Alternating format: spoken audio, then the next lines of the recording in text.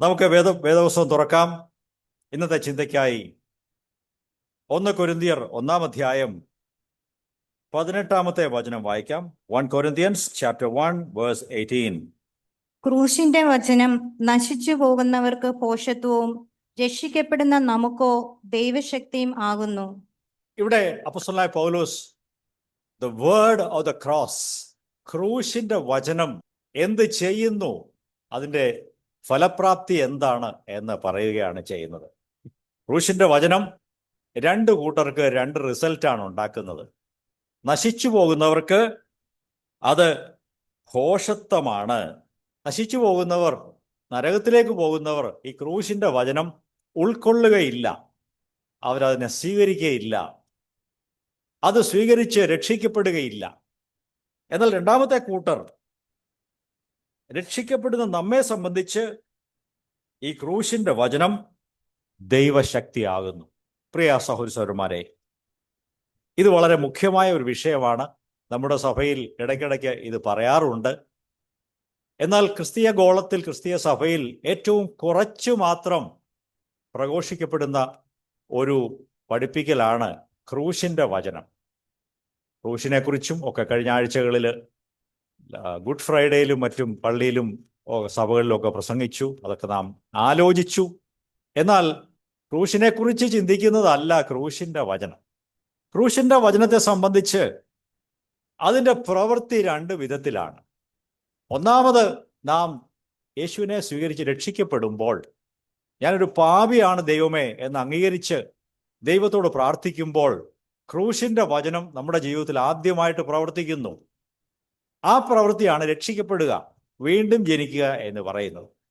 ക്രിസ്തുവിന്റെ ക്രൂശിൽ ഞാൻ ശരണപ്പെടുന്നു, എനിക്കായി ആ ക്രൂശിൽ ചിന്തപ്പെട്ട രക്തത്തിൽ ഞാൻ ആശ്രയിക്കുന്നു. ദൈവമേ, മഹാപാപിയായ എന്നോട് കരുണയുണ്ടാകണമേ, എൻ്റെ പാപങ്ങളെ ക്ഷമിക്കണമേ, എന്നെ നരകത്തിൽ നിന്നും വിടുവിച്ച് ദൈവരാജ്യത്തിലേക്ക് പ്രവേശിപ്പിക്കണമേ എന്ന് പറഞ്ഞുകൊണ്ട് ക്രിസ്തുവിന്റെ ക്രൂശിൽ ആശ്രയിക്കുന്നത് രക്ഷിക്കപ്പെടാനുള്ള ആദ്യത്തെ പടിയുടെ ഒരു ഭാഗമാണ്. അതുകൊണ്ടാണ് പറയുന്നത്, രക്ഷിക്കപ്പെടുന്ന നമുക്കോ ഇത് ദൈവശക്തിയാണ്.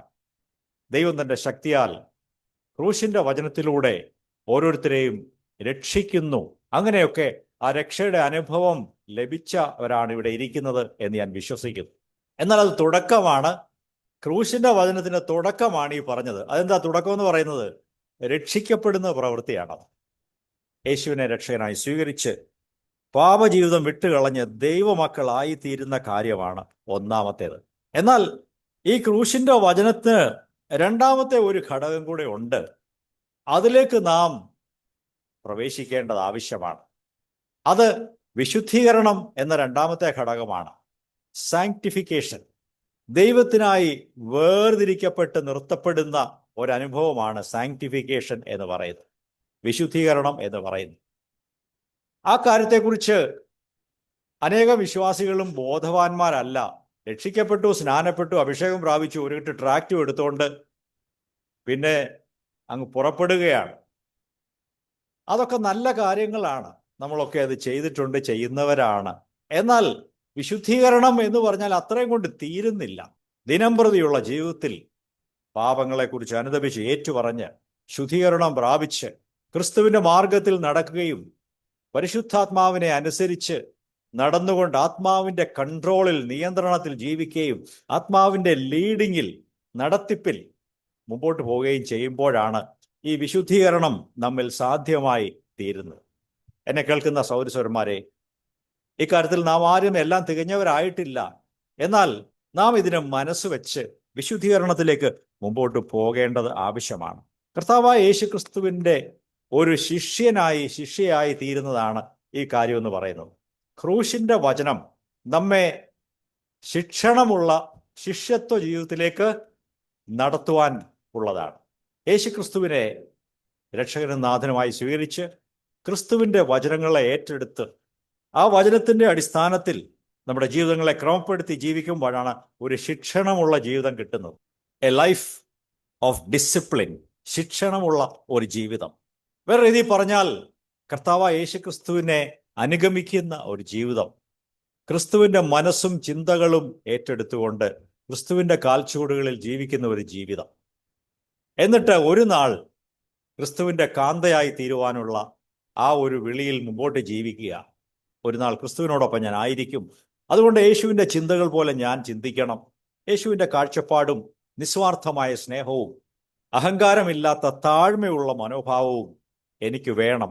ഈ കാര്യങ്ങൾ നാം കണ്ടെത്തി നമ്മുടെ ജീവിതങ്ങളെ രൂപാന്തരപ്പെടുത്തി പരിശുദ്ധാത്മാവിനാൽ മുമ്പോട്ട് പോകേണ്ടത് ആവശ്യമാണ്.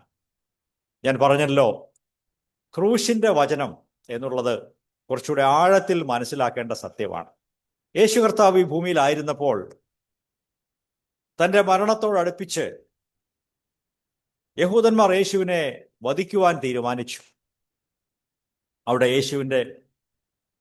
യേശുവിനെ മരണശിക്ഷയ്ക്ക് ഏൽപ്പിച്ചു കൊടുത്തു. ഒരു മലയിലേക്ക് പോവുകയാണ്. എങ്ങനെയാണ് പോകുന്നത്? വളരെ ഉപദ്രവങ്ങൾ സഹിച്ച്, അടികൊണ്ട്, വളരെ അവശനായി, രക്തം ഒലിപ്പിച്ചുകൊണ്ട്, വേദനയും മുറിവുകളുമായി പോവുകയാണ്. ആ യേശുവിൻ്റെ തോളത്ത് ഒരു വലിയ കുരിശുമരം വെച്ചു കൊടുത്തു. എന്തിനാണ് ഈ ക്രൂശുമരം വെച്ചു കൊടുത്തത്? അതിൻ്റെ ഉപയോഗം എന്താണ്? ഏത് ക്രൂശുമരമാണോ കർത്താവ് ചുമന്നുകൊണ്ട് പോകുന്നത്, ആ ക്രൂശുമരം അദ്ദേഹത്തിൻ്റെ മരണത്തിന്, ജീവിതത്തിൻ്റെ അന്ത്യത്തിന് കാരണമാകുന്ന ഉപകരണമായി മാറുകയാണ്. ആ ക്രൂശിൽ തൻ്റെ കൈകാലുകൾ നീട്ടിവെച്ച് ആണിയടിച്ച് യേശുവിനെ മരണത്തിലേക്ക് തള്ളിവിടുന്ന ഒരു കാര്യമാണ്. അതുകൊണ്ട് ക്രൂശ് എന്ന് പറയുന്നത് അത്ര സന്തോഷകരമായ, ഇങ്ങനെ കഴുത്തിൽ അണിയാനുള്ള ഒരു ചെറിയ ഒരു അടയാളമൊന്നുമായിട്ടല്ല നാം കരുതേണ്ടത്. അത് നമ്മുടെ സ്വയ ജീവിതത്തിന് അന്ത്യം കുറിക്കുന്ന ഒരു കാര്യമാണ്. ഓക്കെ, ഞാൻ ചുരുക്കമായിട്ടത് പറയാം. ഒരു വചനം കൂടെ വായിക്കാം. ലൂക്കോസിന്റെ സുവിശേഷം 9-ാം അധ്യായം 23-ാം വചനം. ലൂക്ക് 9:23.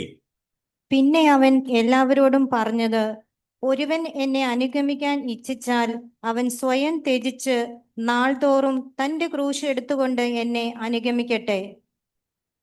നാൾതോറും തൻ്റെ ക്രൂശ് എടുത്തുകൊണ്ട് എന്തു ചെയ്യണം? നാം ഓരോരുത്തരും യേശുവിനെ അനുഗമിക്കണം. നാൾതോറും ക്രൂശ് എടുത്തുകൊണ്ട് യേശുവിനെ അനുഗമിക്കണം. എന്താണ് അതിൻ്റെ അർത്ഥം? കർത്താവായ യേശു ക്രൂശിക്കപ്പെടുന്ന സമയത്ത് യേശുവിനെ സംബന്ധിച്ച് ശാരീരികമായ മരണമാണ് അവിടെ സംഭവിച്ചത്. കൈകാലുകളിൽ ആണിയടിച്ച് അവിടെ തൂങ്ങിക്കിടന്നു. പിതാവേ, എൻ്റെ ആത്മാവിനെ തൃക്കരങ്ങളിൽ ഫലമേൽപ്പിക്കുന്നു എന്ന് പറഞ്ഞ് പ്രാണനെ വിട്ടു, അവിടുന്ന് മരിച്ചു. അത് ശാരീരികമായ ഒരു മരണമാണ് ആ ക്രൂശ് കൊണ്ട് ഉദ്ദേശിച്ചത്. അത് സംഭവിക്കുകയും ചെയ്തു. എന്നാൽ വിശ്വാസികളായ, ശ്രദ്ധിക്കണമേ, എന്നെ നിങ്ങളെയും കുറിച്ച് പറഞ്ഞാൽ, നാം ക്രൂശ് എടുത്ത് ക്രിസ്തുവിനെ പിൻചെല്ലുക എന്ന് വെച്ചാൽ നാമും ഒരു തടിക്കുരിശുണ്ടാക്കി വെച്ച് അതിൽ കൈയും കാലും ആണിയടിച്ചും ശാരീരികമായി മരിക്കുക എന്നുള്ള ആശയമല്ല നമ്മെക്കുറിച്ച് ദൈവം ഉദ്ദേശിക്കുന്നത്. ശാരീരിക മരണമല്ല, മറിച്ച് നമ്മുടെ സ്വയം, നമ്മുടെ ദേഹി, അതിൻ്റെ ഘടകങ്ങൾ അതിൻ്റെ സ്വന്തം ഇഷ്ടത്തിന് വിടാതെ പാപകരമായ മോഹങ്ങളെയും ഇഷ്ടങ്ങളെയും മരിപ്പിച്ചുകൊണ്ട് ക്രൂശിൽ നമ്മുടെ സ്വയത്തെ അർപ്പിക്കുന്നതാണ് ഒരു വിശ്വാസിയുടെ ക്രൂശ് എടുക്കുക എന്ന് വെച്ചാൽ അതിൻ്റെ ആശയം. അത് നിങ്ങൾ വീണ്ടും ധ്യാനിക്കുകയും മനസ്സിലാക്കുകയും ചെയ്യണം. 2 വചനങ്ങൾ കൂടെ വായിക്കാം. ഇത് എല്ലാ സുവിശേഷങ്ങളിലും ഈ വചനങ്ങൾ കർത്താവായ യേശു പ്രസ്താവിച്ചിട്ടുണ്ട്. മത്തായി എഴുതിയ സുവിശേഷം 14-ാം അധ്യായം 27-ാം വചനം എടുക്കാം. മാത്യു 14:27. ആരെങ്കിലും തന്റെ ജീവനെ രക്ഷിക്കുവാൻ ഇച്ഛിച്ചാൽ അതിനെ കളയും. എനിക്ക് വേണ്ടി ആരെങ്കിലും തന്റെ ജീവനെ കളഞ്ഞാൽ അതിനെ കണ്ടെത്തും. ഇവിടെ സ്വന്തം ജീവനെ കളയുക, അത് ക്രൂശിന്റെ അനുഭവത്തെക്കുറിച്ചാണ് പറയുന്നത്.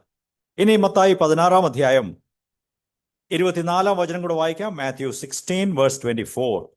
പിന്നെ യേശു ശിഷ്യന്മാരോട് പറഞ്ഞത്, ഒരുവൻ എന്റെ പിന്നാലെ വരുവാൻ ഇച്ഛിച്ചാൽ സ്വയം ത്യജിച്ച് തന്റെ ക്രൂശ് എടുത്ത് എന്നെ അനുഗമിക്കട്ടെ. അവിടെ ശ്രദ്ധിക്കുക, സ്വയം ത്യജിക്കുക എന്നുള്ള ഒരു വാക്ക് അവിടെ പറഞ്ഞിട്ടുണ്ട്. Deny himself. സ്വയം ത്യജിക്കുക എന്ന് വെച്ചാൽ എന്താണ്? നിങ്ങളുടെ സ്വയത്തെ, നിങ്ങളുടെ ഈഗോയെ, ഞാൻ, എൻ്റെ പേര്, എൻ്റെ നാമം, എൻ്റെ മഹത്വം, അങ്ങനെ ഒരാൾ നമ്മുടെയൊക്കെ ഉള്ളിലുണ്ട്. ഞാൻ, എൻ്റെ സ്വയം, എൻ്റെ ഈഗോ, അതിനെ ത്യജിക്കുവാനാണ്, അതിനെ തള്ളിക്കളയുവാനാണ് കർത്താവ് പറയുന്നത്. യോഹന്നാന്റെ സുവിശേഷത്തിൽ മറ്റൊരിടത്ത് യേശു പറഞ്ഞു, ഗോതമ്പ് മണി എന്ത് ചെയ്യണം? നിലത്ത് വീണ് അപ്രത്യക്ഷമായി അത് കുതിർന്ന് വലുതായി അത് ചാകണം, അതിൻ്റെ ഷേപ്പൊക്കെ മാറണം, അതിൻ്റെ ഭംഗിയൊക്കെ പോകണം. എന്നിട്ട് അതിൽ നിന്ന് കുറെ കഴിയുമ്പോൾ ഒരു പുതിയ ജീവൻ മുളച്ചു വരും. ഇതുപോലെ ദൈവിക ജീവൻ നമ്മിൽ നിന്ന് പ്രകടമാകണമെങ്കിൽ നമ്മുടെ സ്വയം മരിക്കണം. അതുകൊണ്ടാണ് യേശു ക്രൂശിലേക്ക് പോകുന്നതിന് സമയത്ത്, പിതാവേ, എൻ്റെ ഇഷ്ടമല്ല, അവിടുത്തെ ഇഷ്ടം നിവർത്തിച്ചാട്ടെ എന്ന് പറഞ്ഞു. Not my will but your will be done.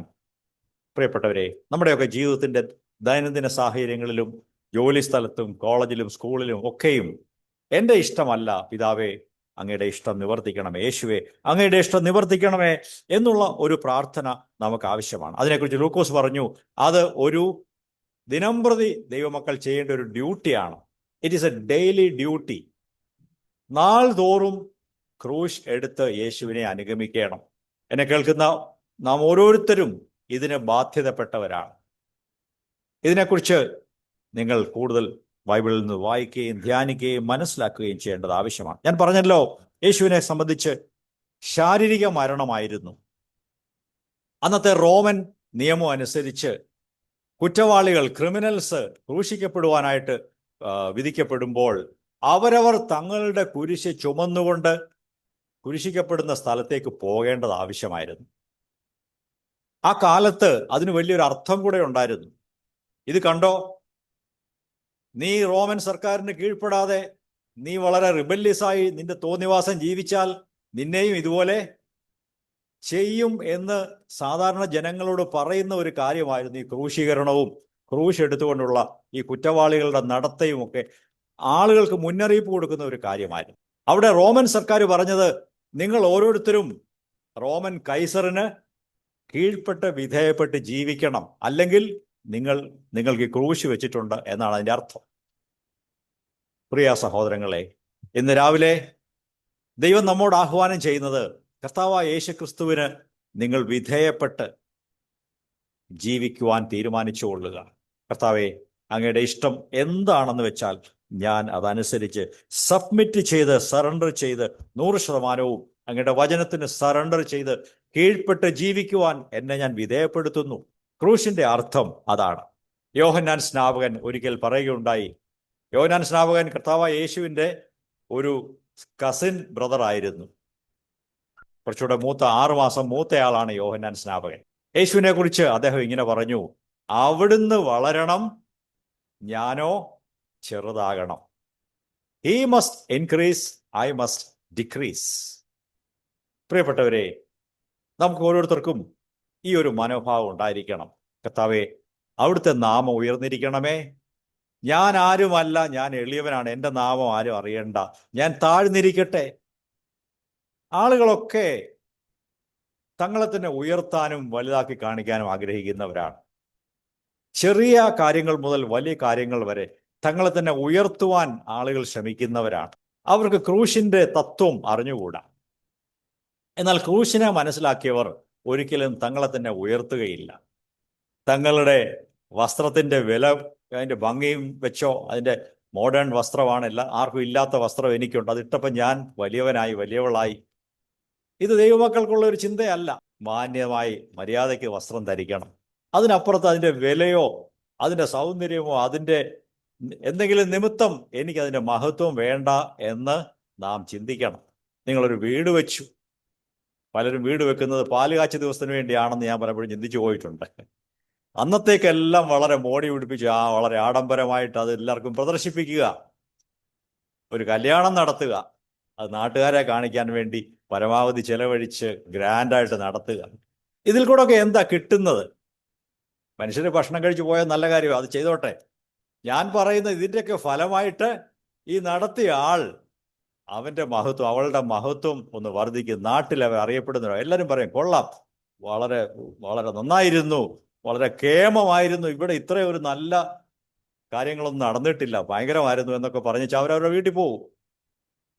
അപ്പോൾ നാം വിചാരിക്കുന്നു, എന്നെ എല്ലാവരും ആദരിച്ചു, എനിക്ക് വളരെ സമൂഹത്തിലൊരു മാന്യത കിട്ടി. നിങ്ങൾക്കൊരു നല്ല പുതിയ കാറ് വാങ്ങിച്ചെന്നിരിക്കട്ടെ, ബൈക്ക് വാങ്ങിച്ചെന്നിരിക്കട്ടെ, നിങ്ങളുടെ മക്കളെ പഠിപ്പിച്ച് വലിയ സ്ഥാനത്താക്കിയെന്നിരിക്കട്ടെ. ഇതിലൊന്നും പ്രശംസിക്കാൻ പാടില്ല. ഇവിടെയൊക്കെ ക്രൂശിന്റെ ആ തത്വം പ്രവർത്തിക്കണം. ഇറ്റ് ഈസ് പൗലോസ് അപ്പോസ്തലൻ ഒരിടത്ത് പറഞ്ഞു, അതെവിടെയാ? ഗലാത്യർ 2-ാം അധ്യായം 20-ാം വാചനം വായിക്കാം. ഗലേഷ്യൻസ് 2:20. ഞാൻ ക്രിസ്തുവിനോട് കൂടെ ക്രൂശിക്കപ്പെട്ടിരിക്കുന്നു. Yeah. ഇനി ജീവിക്കുന്നത് ഞാനല്ല, ക്രിസ്തു അത്രേ എന്നിൽ ജീവിക്കുന്നത്. ഞാൻ ക്രിസ്തുവിനോടൊപ്പം ക്രൂശിക്കപ്പെട്ടിരിക്കുന്നു. ഇനി ഞാനല്ല, എൻ്റെ സ്വയമല്ല, മിസ്റ്റർ ഞാനല്ല, മിസ്സസ് ഞാനല്ല ജീവിക്കുന്നത്, യേശു ആണ് എന്നിൽ ജീവിക്കുന്നത്. ഞാൻ എന്ത് ചെയ്താലും ചെയ്തില്ലെങ്കിലും അതിൻ്റെ ക്രെഡിറ്റ് കർത്താവിനാണ്, എനിക്കല്ല. ഞാൻ മറഞ്ഞിരിക്കട്ടെ.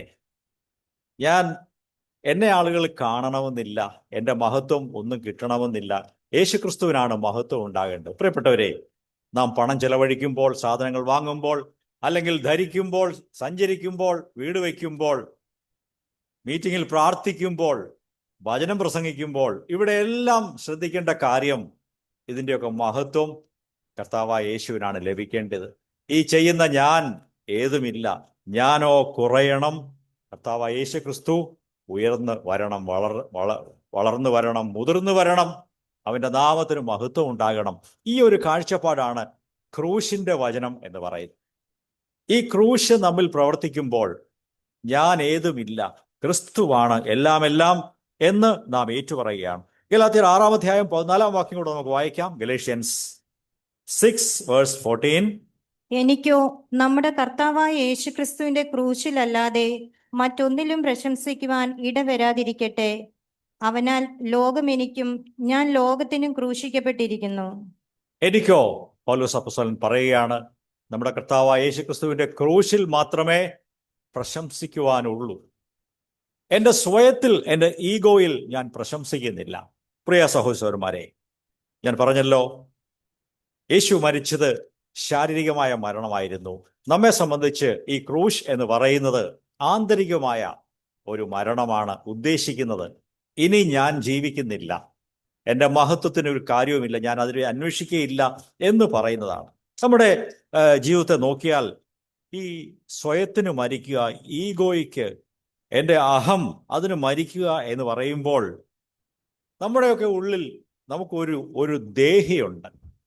പുറത്ത് കാണാവുന്ന ഒരു ശരീരമുണ്ട്, പിന്നെ കാണാൻ കഴിയാത്ത ഒരു ദേഹിയുണ്ട്, പിന്നെ അതിനുള്ളിൽ ഒരു മനുഷ്യാത്മാവ് നമ്മുടെ ഉള്ളിലുണ്ട്. Human spirit.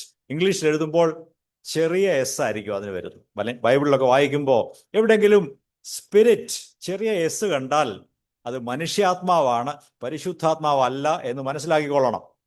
പരിശുദ്ധാത്മാവിനെ കുറിച്ച് സ്പിരിറ്റ് എന്നോ ഹോളി സ്പിരിറ്റ് എന്നോ എഴുതുമ്പോൾ എന്താണ്? ക്യാപിറ്റൽ എസ് ആയിരിക്കും, വലിയ എസ് ആയിരിക്കും. അത് നിങ്ങളൊക്കെ ഇംഗ്ലീഷ് ബൈബിൾ എപ്പോഴെങ്കിലും റെഫർ ചെയ്യുമ്പോൾ അത് മനസ്സിലാക്കിക്കൊള്ളണം. ഇത് തമ്മിൽ പലരും തെറ്റിക്കാറുണ്ട്. അതിനെക്കുറിച്ച് ഞാൻ ഇനി ഒരു വാക്യം വായിക്കുമ്പോൾ അത് പറയാം. എന്നാൽ നമ്മുടെ മനസ്സും നമ്മുടെ വികാരങ്ങളും നമ്മുടെ ഇച്ഛാശക്തിയും ഇതെല്ലാം ക്രിസ്തുവിനായി സമർപ്പിച്ച്, ദൈവമേ, അങ്ങയോടുള്ള അനുസരണത്തിന് വേണ്ടി ഇവയൊക്കെ പിടിച്ചടക്കി ഞാൻ അങ്ങയ്ക്ക് കീഴ്പ്പെടുത്തി തരുന്നു. എൻ്റെ ഇഷ്ടം പോലെയല്ല, എൻ്റെ വികാരങ്ങളുടെ ഫീലിങ്സ് അനുസരിച്ചല്ല, എൻ്റെ ബുദ്ധിക്കനുസരിച്ചല്ല, അങ്ങയുടെ ഇഷ്ടം എൻ്റെ ജീവിതത്തിൽ നിവർത്തിക്കണമേ എന്ന് ഏറ്റുപറഞ്ഞ് ജീവിക്കുന്നതാണ് ക്രൂശിന്റെ വചനം. നാം ആദ്യം വായിച്ച വചനം എന്താണ്? ക്രൂശിന്റെ വചനം. അത് രക്ഷിക്കപ്പെടുന്ന നമുക്കോ ദൈവശക്തിയാകുന്നു. നമുക്ക് ദൈവത്തോട് പ്രാർത്ഥിക്കാം. ദൈവമേ, ഈ ക്രൂശിന്റെ വചനം എനിക്ക് മനസ്സിലാക്കി തരണമേ, അതെൻ്റെ ജീവിതത്തിൽ പ്രവർത്തിക്കണമേ. എൻ്റെ സ്വയത്തിന്, എൻ്റെ അഹന്തയ്ക്ക്, എൻ്റെ പൊങ്ങച്ചത്തിന്, എന്നെ തന്നെ ഉയർത്തുന്ന സ്വഭാവത്തിന് ഞാൻ മരിക്കുവാൻ ആഗ്രഹിക്കുന്നു. ഇനി അത് വേണ്ട. ക്രിസ്തു എൻ്റെ ജീവിതത്തിൽ എല്ലാ മഹത്വവും സ്വീകരിക്കണം. എൻ്റെ ജീവിതത്തിൻ്റെ വാക്കും പ്രവൃത്തിയും ഇടപാടുകളും കൊടുക്കൽ വാങ്ങലുകളും എല്ലാം നിമിത്തം കർത്താവായ യേശു ക്രിസ്തുവിന് മഹത്വം ഉണ്ടാകണം. ഈ കാര്യങ്ങൾ നിങ്ങളൊക്കെ എൻ്റെ കൂടെ ഉണ്ടോ? നിങ്ങൾ മനസ്സിലാക്കുന്നുണ്ടോ? Praise the Lord. എല്ലാം ഒന്നും മനസ്സിലായില്ലെങ്കിലും കുഴപ്പമില്ല, ഈ വഴിക്ക് ചിന്തിച്ച് തുടങ്ങണം, അത്രേ ഉള്ളൂ. ക്രൂശിന്റെ വചനം ദൈവമേ എനിക്കൊന്ന് മനസ്സിലാക്കി തരണമേ. ക്രൂശിന്റെ ആ ജീവിതം, ദിനംപ്രതി ക്രൂശ് എടുക്കുക എന്ന് വെച്ചാൽ എന്താണെന്ന് എന്നെ ഒന്ന് കാണിച്ചു തരണമേ. അങ്ങനെ പ്രാർത്ഥിച്ചു തുടങ്ങിയാൽ മതി, ദൈവം നിങ്ങളെ അത് കാണിച്ചു തരും. അത് ഒരു ദിവസം കൊണ്ട് സാധിക്കുന്ന കാര്യമല്ല. കാലഘട്ടങ്ങൾ വേണം, വർഷങ്ങൾ വേണം. ഈ ക്രൂശിൻ്റെ ജീവിതം അത് ഒരനുഭവമായി തീരുവാനായിട്ട് അനേകം ദീർഘകാലങ്ങൾ ആവശ്യമുണ്ട്. നമ്മിൽ പലരും ദീർഘവർഷങ്ങൾക്ക് മുമ്പേ ഈ കാര്യങ്ങളൊക്കെ കേട്ട് പഠിച്ചിട്ടുള്ളവരാണ്. എന്നാൽ ജീവിതത്തിൽ ദൈവം അത് വളരെ സത്യമാക്കി തീർത്തിട്ടുണ്ട്. അതുകൊണ്ട് ഞങ്ങൾ പലരും ഞങ്ങളെ തന്നെ ഉയർത്തുവാൻ ആഗ്രഹിക്കുന്നില്ല. മറഞ്ഞിരിക്കുവാനും പ്രശസ്തിയും പേരും ഒന്നും ആഗ്രഹിക്കാതെ താഴ്മയോടെ ഒളിച്ചിരിക്കുവാനും ഇഷ്ടപ്പെടുന്ന പലരും ഇവിടെ ഉണ്ട്. അവർക്കായിട്ട് ഞാൻ ദൈവത്തിന് സ്തോത്രം ചെയ്യുന്നു. അതെ, ക്രൂശിൻ്റെ വചനം അനുഗ്രഹത്തിൻ്റെ വചനമാണ്. നമ്മുടെ സ്വയത്തിന് മരിക്കുന്ന ഒരു ജീവിതമാണ്. അത് നിമിത്തം അനേകർക്ക് അനുഗ്രഹം ഉണ്ടാക്കുന്ന ഒരു കാര്യം കൂടെയാണ്. ഈ ക്രൂശിൻ്റെ വചനം നാം ഏറ്റെടുത്ത് ജീവിക്കുമ്പോൾ അത് നമ്മുടെ ജീവിതത്തിൽ പല പ്രവൃത്തികളും ചെയ്യും. യഥാർത്ഥ ആരാധനക്കാരായി അത് നമ്മെ മാറ്റും.